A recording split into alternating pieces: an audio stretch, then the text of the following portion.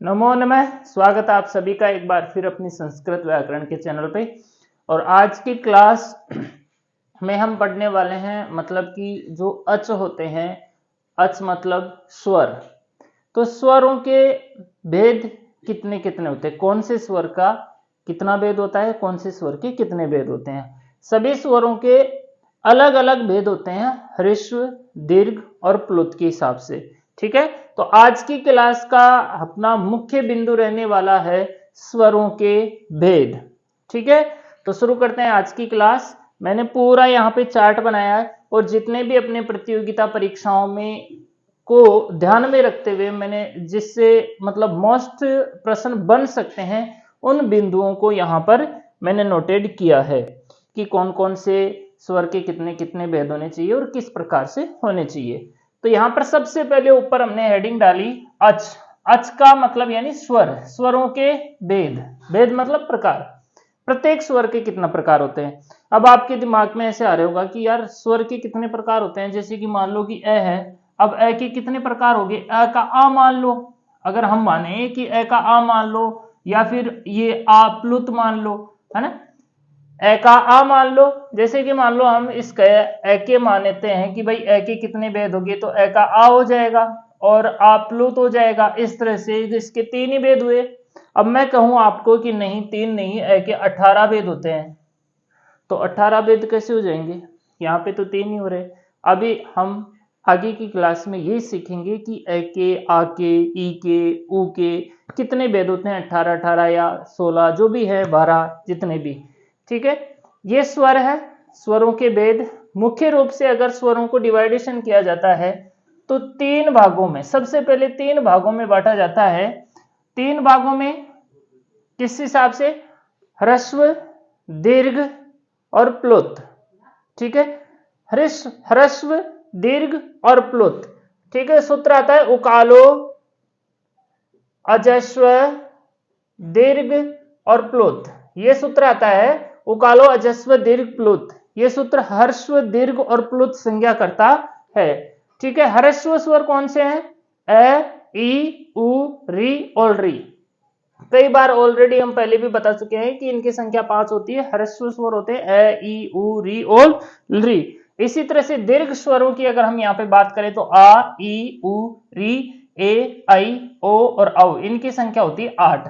ठीक है, यह ह्रस्व दीर्घ, ये ह्रस्व स्वर है, ये दीर्घ स्वर है। अब अपने को देखना ऐसे है कि जो ह्रस्व स्वर है वो दीर्घ स्वर कितने हैं। जैसे कि अ स्वर है, ये ह्रस्व स्वर है और ये दीर्घ स्वर भी है। जैसे कि ई है, यह ह्रस्व स्वर है, ये दीर्घ भी है। उ है, ये उ, ठीक है, दीर्घ भी है। री, री, ये भी दीर्घ है। यहाँ पे जो री है वो यहाँ पर नहीं, उसके अलावा 4 ऐसे स्वर आए हैं जो यहाँ पर ह्रस्व नहीं है। अगर हम यहाँ पर ए की बात करें, जैसे मान लो ए, इस ए की अगर हम यहाँ पे बात करें तो ए जो स्वर है वो ह्रस्व नहीं होता है, दीर्घ और प्लुत होता है। ठीक है, तो जो स्वर ह्रस्व होता है उसके 6 भेद होते हैं, जो दीर्घ होता है उसके भी 6 भेद होते हैं और जो प्लुत होता है उसके भी 6 भेद होते हैं। इस तरह से कोई भी ऐसा स्वर जो ह्रस्व भी है, जो दीर्घ भी है, जो प्लुत भी है, तो 6 भेद ह्रस्व के, 6 भेद दीर्घ के, 6 भेद प्लुत के, इस तरह से उसके कुल भेद 18 होते हैं। जैसे कि मैंने बताया था अ जो है वो ह्रस्व भी होता है, दीर्घ भी होता है और प्लुत भी होता है। इस हिसाब से ए का 6 भेद यहाँ पे, 6 भेद यहाँ पे और 6 भेद यहाँ पे, कुल भेद होते हैं 18। परीक्षा में अगर प्रश्न ये आता है कि अ के कितने भेद होते हैं तो हमारा उत्तर होता है 18। ठीक है, तो इस हिसाब से ह्रस्व, दीर्घ और प्लुत। फिर ह्रस्व स्वर को 3 जगह डिवाइडेशन किया गया, उदात्त, अनुदात्त और स्वरित। ठीक है, उदात्त उच्चैर उदात्त है, अनुदात्त निच्चैर अनुदात्त है और स्वरित समाहारः स्वरित है। ये 3 सूत्र होते हैं। जो उदात्त संज्ञा करता है वो उच्चैर उदात्त है करता है, अनुदात्त संज्ञा जो करता है वो निच्चैर अनुदात्त है करता है और स्वरित जो संज्ञा करता है वो समाहारः स्वरित। ये सूत्र जो है समाहारः स्वरित, स्वरित संज्ञा करता है। इस हिसाब से दीर्घ के भी ये 3 भेद होते हैं, उदात्त, अनुदात्त और स्वरित। और उसी हिसाब से प्लुत के भी ये 3 भेद होते हैं, उदात्त, अनुदात्त, स्वरित। ठीक है, जैसे कि मान लो ह्रस्व अ है तो वो फिर उदात्त भी होता है, अनुदात्त भी होता है और स्वरित भी होता है। इस हिसाब से यहाँ पर अ के 3 भेद हो गए, यहाँ पर भी 3 भेद हो गए, यहाँ पर भी 3 भेद हो गए। अब अगर हम नीचे चलते हैं और जैसे कि उदात्त को फिर 2 डिवाइडेशन मतलब 2 भागों में बांटा गया। एक बांटा गया यहाँ पे अनुनासिक, एक बांटा गया अननुनासिक। अनुनासिक कौन सा? वह वर्ण जिसका उच्चारण मुख और नाक दोनों से किया जाता है, वो वर्ण अनुनासिक वर्ण होते हैं। मुख नासिका वचनो अनुनासिक है, ये एक सूत्र आता है जिससे अनुनासिक संज्ञा होती है। मुख सहित नासिकयोर उच्चार्यमाणो वर्णो अनुनासिक संज्ञा स्यात्। ठीक है, मुख सहित नाक से उच्चारण होने वाले वर्णों की अनुनासिक संज्ञा होती है।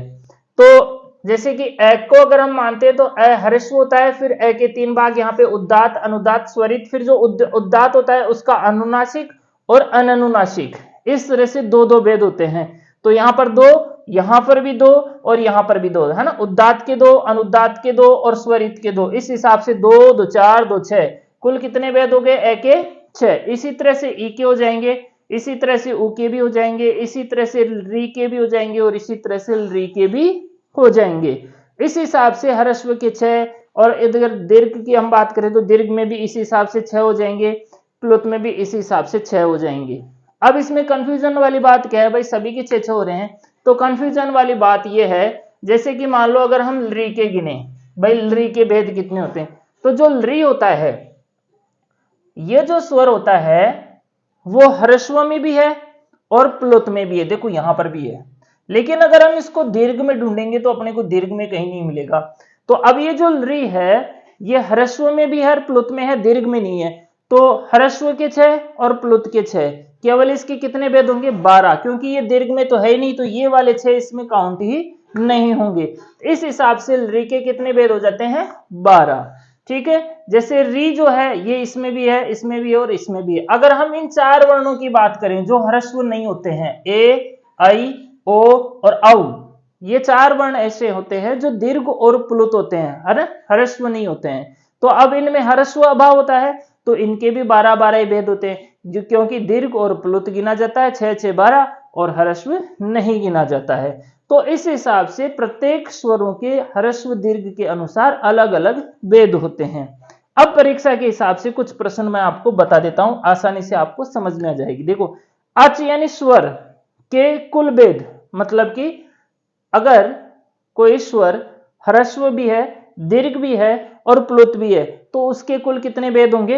18 भेद होंगे। कुल कितने भेद होंगे? 18, क्योंकि ह्रस्व का 6, दीर्घ का 6 और प्लुत का भी 6, है ना। और अगर कोई स्वर दीर्घ नहीं है, मान लो कि वो दीर्घ नहीं है, तो उसके कितने भेद होंगे? केवल 12 भेद होंगे, क्योंकि वो दीर्घ अभाव है।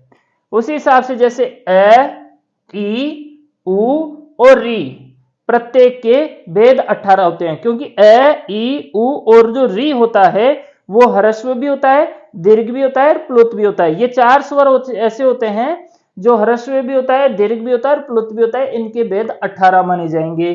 री जो होता है वो दीर्घ अभाव माना जाता है, दीर्घ नहीं होता है री का, तो दीर्घ नहीं होता है तो इसके 6 माइनस कर देंगे, तो यहां पर केवल इसके 12 भेद माने गए हैं।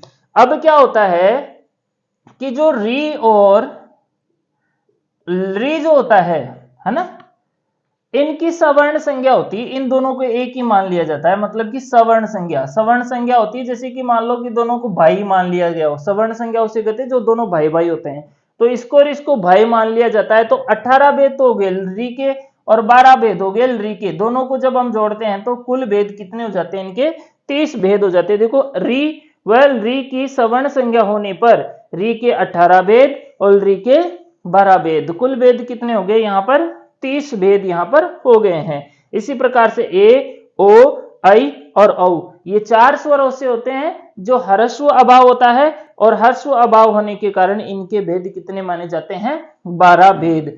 तो यहाँ पर ये वाले प्रश्न बहुत मस्त रहने वाले हैं, इनमें से अपने को कोई ना कोई प्रश्न परीक्षा में पूछा जा सकता है। प्रश्न ये भी पूछा जा सकता है कि ऐसे स्वर कितने हैं जिनके 18-18 भेद होते हैं। तो ऐसी श्रेणी में अ, ई, उ और री 4 स्वर ऐसे हैं जिनके पूरे मतलब 18 में से 18 भेद होते हैं। बाकी ह्रस्व अभाव वालों के 12, दीर्घ अभाव वालों के भी 12 ही स्वर होते हैं।